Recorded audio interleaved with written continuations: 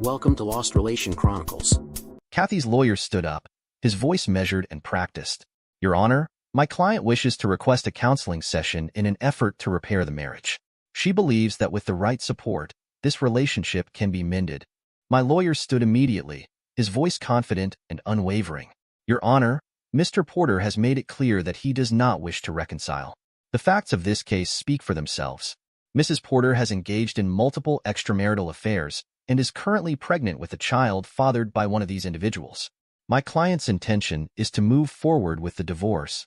There was a murmur in the courtroom, whispers that seemed to echo my own disbelief at how this had unfolded.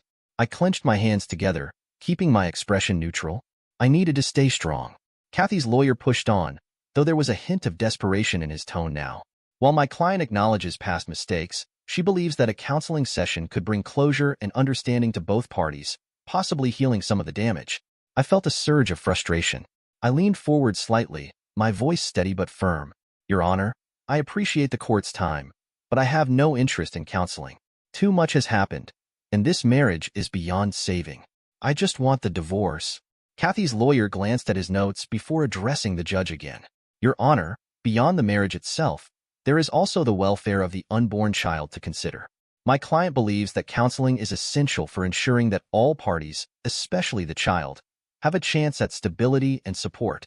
My lawyer shifted slightly but stayed silent, waiting for my cue. I couldn't keep my frustration contained any longer. I stood, the words tumbling out before I could stop them. I have no interest in raising that devil spawn that isn't mine. That cheating 304 can find her father and let him raise it. I don't want to attend any counseling with that woman. Mr. Porter, one more word and I will hold you in contempt of court, he yelled at me. A quiet gasp moved through the room, and I caught a glimpse of Kathy's face, pale and tight-lipped. The judge's eyes narrowed as he looked at me over the rim of his glasses, a long pause filling the space as if he were weighing every word. Mr. Porter, the judge said, his voice firm, while I understand your feelings, this court must consider all factors, including the emotional welfare of everyone involved. I am ordering both parties to attend counseling sessions as a final attempt to address these issues constructively. I will not attend, I scowled. I am ordering 1 month of counseling 2 sessions per week. You will attend, Mr. Porter, or else. He glowered at me for a moment, then banged his gavel again, that is all. A week later, the room was silent, tense, with an air that seemed to buzz with unspoken words. The counselor, a middle-aged man with a calm demeanor and glasses perched on the edge of his nose, sat across from us, hands resting lightly on a notepad. Kathy sat next to me, looking down, twisting the fabric of her sweater nervously. Ben, Kathy started, her voice shaky. I just want to say. Don't, I snapped, my voice cold and sharp. Keep your mouth shut. I don't want to hear anything from you. The counselor, Mr. Hensley, glanced between us, his expression neutral but attentive. Ben, I know this is tough, but we're here to try to open a dialogue. Even if it's uncomfortable, speaking up can help us move forward. Will you give it a try? I crossed my arms, my jaw tightening. I'm here because the judge ordered it, not because I want to talk. I'll attend, but I don't have to participate. A brief silence followed, Mr. Hensley's eyes searching mine for any sign of willingness. When none came, he sighed, shifting his notepad slightly. I understand this is painful, but communication is a step toward understanding, even if it doesn't lead to reconciliation. After an hour, okay doctor, good session. See you Thursday? I'm canceling the sessions and sending my report to the judge. Even better. I left the office. The judge was not pleased. Give me one reason why I should not hold your client in contempt, he growled at my lawyer. Your Honor, you ordered my client to attend the sessions. He attended the first session in accordance with the order. It was the counselor who called off the rest of the session. The counselor's report clearly states that he made no attempt to engage in the session. He put in headphones and ignored them for the entire time. The judge responded. The order was that he attend, my lawyer returned. He attended. Given that the counselor felt that there was no benefit in continuing, I would like to request that you grant the divorce according to the petition. Not on your life. The judge said, I am ordering 4 weeks of counseling. Mr. Porter will attend, and he will participate. The office was set up in exactly the same format as before when I arrived. 2 chairs about a foot apart faced the doctor's desk. He sat behind it. The desk was bare, barring a yellow legal pad and a picture of a pretty woman I would guess in her mid-30s, and a child that looked about 6 years old. Mr. Porter, the doctor said, please, take a seat. Once again, I started to move the chair. Kathy put her hand out to stop me and I jumped back. If you dare to touch me, I would consider it an assault and would punch your teeth in your stomach. You understand, bitch? Kathy gasped, pulling back. I went back to moving the chair and then sat in it. Once again, I got out my phone. Mr. Porter, the judge ordered that you participate in the session. I know, I said, my voice steady. I'm using my phone to record the session to prove my participation. My lawyer mentioned that some counselors might have their own agendas. Since my soon-to-be ex-wife has already been seeing you for some time, I feel you may have developed a relationship with her that could work against me. The counselor, Mr. Hensley, tilted his head slightly. And what if I do not wish you to record the sessions? He asked, his tone calm but direct. Then I'll go back to court and request a different counselor. I replied firmly. I have that option. The only reason I didn't do that already was to avoid more delays. I just want to quickly get rid of this 304. Mr. Hensley turned his attention to Kathy, who was sitting with her arms crossed, eyes averted. Kathy, how do you feel about the sessions being recorded? She shrugged, barely looking up. Whatever, she said with a hint of impatience, waving her hand dismissively. Can we just start? The air in the room seemed to settle, a reluctant agreement hanging between us all. Okay then, Mr. Hensley said, folding his hands in front of him. What I would like to do to start. Before we start, I interrupted, my tone cold. Can I ask a question? Of course, he said, his voice measured. You can ask questions at any time. I may ask you to hold off during certain points, but right now, go ahead. He offered a small smile that I didn't return. Have you slept with her yet? I asked bluntly. Kathy gasped, a sharp intake of breath that cut through the room, but Mr. Hensley's expression didn't change. No, Ben, he said evenly, Kathy and I have not had, nor will we have, any kind of sexual contact. It would be highly inappropriate, even if I were not already very happily married. Does that answer your question? I looked at him for a long moment before nodding. I believed him, despite the fact that Kathy seemed to have been involved with nearly every man she'd encountered in the past year. All right then, Mr. Hensley continued smoothly. As I was saying, to begin, I'd like to set our expectations. Since I have already spoken to Kathy on a few occasions, I would like her to outline what she hopes to achieve in these sessions and what her desired outcome would be. Ben, I'd ask that while she's talking, you refrain from comments or questions until the end. Once Kathy has shared her goals, I'll ask you to do the same. My goal is to see her get an incurable STD and watch her die a slow and painful death, to go to her grave and piss on it. That is the ultimate dream that I have. Mr. Hensley shook his head and looked towards Kathy, who was already shaken by my response. Talk to me, Kathy, Mr. Hensley said, his tone gentle. Tell me what you would like Ben to hear. Kathy took a shaky breath, her voice wavering as she began. I want him to hear how sorry I am for hurting him. I know what I did was wrong, but it was just that he spent so much time at work and on his business trips, and I was lonely. I realize how much pain I caused him, and if I could go back and change the past, I would do anything to make it right. I love him more than anything else in the world. I know we can get past this if he'd just give me a chance. I would show him that I can be the best wife a man could ever want. We could raise this child together, give him a wonderful life, maybe even a sibling. I want us to be a family again. I know we can make it through this. Mr. Hensley offered a small nod and a faint, supportive smile. Thank you, Kathy. Now, Ben, what would you like to say? She can write down her feelings on a piece of paper, then roll it in and stick it up her butt, far enough to choke on it. Feelings mean crap to me, and she is already dead to me. Kathy started to cry and ran out of the room.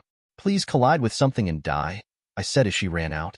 That was not helpful, Mr. Hensley remarked, his voice steady but edged with concern. I don't want to be helpful, I spat back. That lying, cheating woman slept with half the city for a year, got herself pregnant, and then tried to pass the baby off as mine. If I hadn't already been suspicious and demanded a DNA test, I'd be stuck right now paying for someone else's kid. Tell me, doctor, how exactly should I be acting? It's natural to be angry, Ben, Mr. Hensley replied evenly, but you need to look past the anger to remember what you shared. I glared at him, my rage simmering. Do you even know what the hell you're talking about? I snapped. Have you ever had the love of your life, the person you trusted with every piece of yourself, who you die to protect, betray you so completely that you question your own sanity? How can someone who says they love you hurt you so deeply that it pushes you to the brink of wanting to end it all? And did you notice she hasn't even once truly apologized for what she did? Not for screwing all those men, Not for the endless lies. Not for getting herself pregnant and not even knowing who the father is. The only thing certain is that it wasn't the person who should have been giving her a child. Me. So don't sit there with your sanctimonious, and your book knowledge, telling me I need to move past my anger. Right now, my anger is the only thing keeping me going. Just let me get this cheating 304 out of my life, so I can try to rebuild from the wreckage she left behind. I stood up, eyes locked on Mr. Hensley. Does that count as participation? I snarled as I turned and walked out. I asked Kathy to allow us to have this session without her. Mr. Hensley said as I walked into his office the following week. I think we may be able to achieve more on a one-on-one basis to start, as long as this still counts towards the court-ordered counseling. I'm more than happy to be in the same room as that bitch, I replied, plopping down in a chair and setting an A4 envelope on my lap. Can we try to refrain from name-calling, please? It's not constructive and only gets in the way, he said, his tone calm. I'm not here to be constructive. I just want to get through these sessions and finally get that unfaithful person out of my life for good. I never wanted to be here. She's just hell-bent on causing me as much pain as possible. She doesn't want the divorce because the prenup leaves her with nothing, so she's trying to force me into taking her back. It's not happening. And what about the child? Mr. Hensley pressed. He's innocent. Surely, he shouldn't be punished for. I don't give a shit about that kid. By your logic, I should take in every stray that couldn't keep her legs closed and ended up pregnant. Those kids have nothing to do with me, and neither does this one. Why are you so set on believing there's only one outcome here? He asked, his voice steady. You clearly loved her deeply. That kind of feeling doesn't just vanish overnight. Your anger is masking it right now, but once it settles, and trust me, it will, you'll find there are still feelings you can build on. Feelings that could help restore your relationship, maybe even make it stronger. That stupid smile was back again, and I felt the urge to punch him. Time to give him a taste of his own medicine. I gestured toward the picture on his desk. You have a nice family, I said. Been married long? We're not here to discuss my personal life. 11 years, if my sources are correct. Childhood sweetheart, married right out of college. Waited to have kids, and then little Ethan came along. What is he, 9 now? That picture must have been taken a couple of years ago. How did you? He started to ask. But did you know your darling Cheryl has her own secrets? I continued. Did you know that when she says she's at Pilates class on Wednesdays while you're working, she's actually at the Motel 8 on Patterson, screwing her personal trainer? That is completely ridiculous, he stammered, but I could see he was shaken. He had gone very pale. Really? I said, pulling several photographs from the envelope and slapping them down on his desk one by one. They showed a pretty slender woman entering a hotel room with a young muscle-bound man, his arm wrapped around her waist as they gazed lovingly at each other. I then pulled out a DVD and slapped it down too. There's footage from inside the room if you want actual proof of what they were getting up to. It's pretty graphic, so I wouldn't watch it if I were you. I made that mistake when I got my PI report. Those images will haunt me for the rest of my life. He looked like he might be sick. Oh, and one more thing, I added, pulling out a DNA report from the envelope. No, he said quietly. Please God, no. It appears that the fitness instructor isn't the first. I guess he would be too young to have fathered Ethan, but whoever the father is, it isn't you, I said quietly. He stood up and bolted for what I assumed was a bathroom off his office. I could hear him retching violently. Now do you understand? I asked when he finally sank back into his chair, tears streaming down his face. He looked at me with dead eyes. Do you see the pain she caused me and why I need to get her out of my life? I pressed. He nodded, looking utterly defeated. Good, I said, smirking a little. Now there's just one more thing you need to know. His face drained of color as he looked at me with dread. There's more? He asked, sounding pitiful. It's all fake. I shot back. None of what I just showed you is true. As far as I know, your wife is as loving and faithful as you thought she was, and Ethan is your son. But the photos, he stammered. Photoshop, I replied grimly. Amazing what you can do with some Facebook posts and a little time and effort. If you had them examined by anyone with half a brain, they'd tell you they're all fakes. I pulled out the originals I'd created them from. The DVD? He asked, his voice trembling. Blank, I replied flatly. And the DNA report? Is actually the DNA report for that cheating 304's baby. I just changed the names and dates, I said, watching his expression shift from confusion to disbelief. He sat there, stunned, fresh tears beginning to stream down his face. Why would you do that? What did you think you could possibly achieve by wrecking my marriage and my life? He asked, his voice cracking. That was not my intention, I shot back. That's why I told you right away it was all fake. I never wanted you or your family to suffer permanent harm.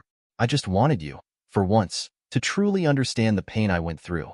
The feelings of loss, anger, and hurt. You had a taste of it for a few minutes. I'm still living with it. Your brief misery is my daily reality now. Forcing me to sit here with that bitch, listening to her spout her shit about how she loves me and wants me back, just means I have to relive the pain over and over again. There are laws against cruel and unusual punishment. Why don't they apply here? I just want to move on, pick up the pieces of my life, and get on with it. Why can't you and the courts let me do that? I started gathering the documents from the table and shoved them back into the envelope. I'll leave this with you to dispose of, I said, my tone softening just a fraction. I am actually sorry to have had to do this, but I needed you to understand. Your Honor, I have the report from the court-mandated counseling that my client was instructed to attend, my lawyer said, addressing the judge with a mixture of formality and urgency. I have a copy, the judge growled, his eyes narrowing as he flipped through the pages. It appears that the counselor believes, even after only 3 sessions out of the mandated 8, that this marriage is beyond saving.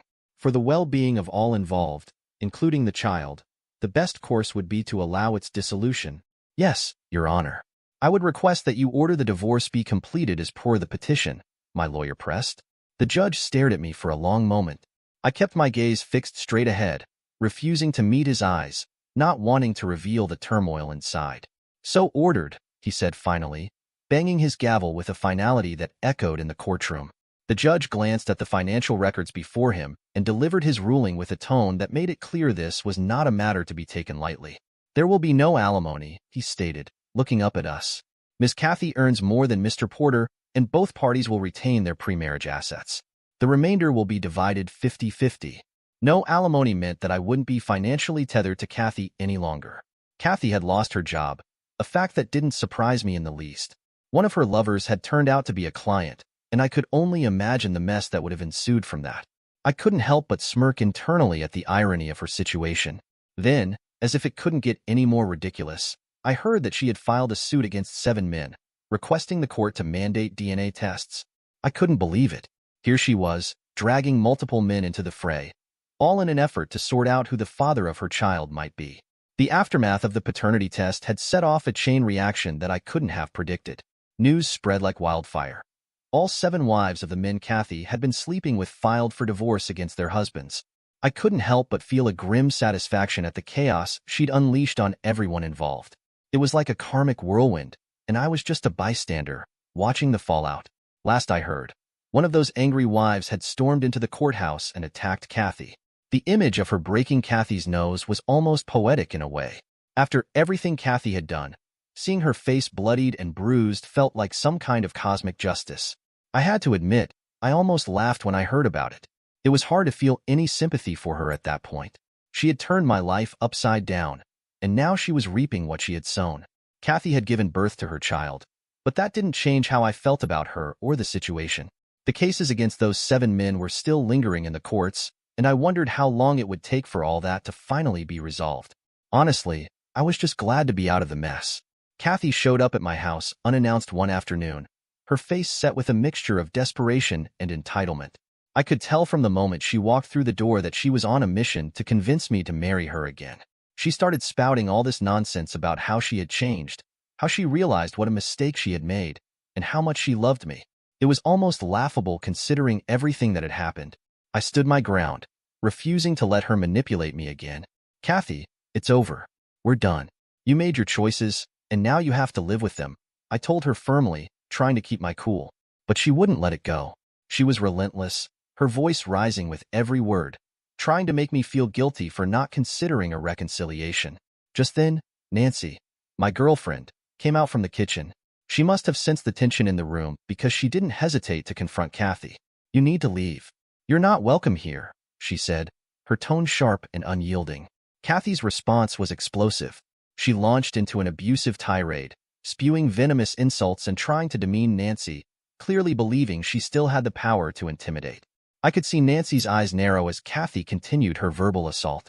I felt a surge of protectiveness for Nancy, but I knew Kathy was unhinged, and I didn't want to escalate the situation. Then it happened. In a moment of rage, Kathy lunged at Nancy, trying to hit her. That was a huge mistake.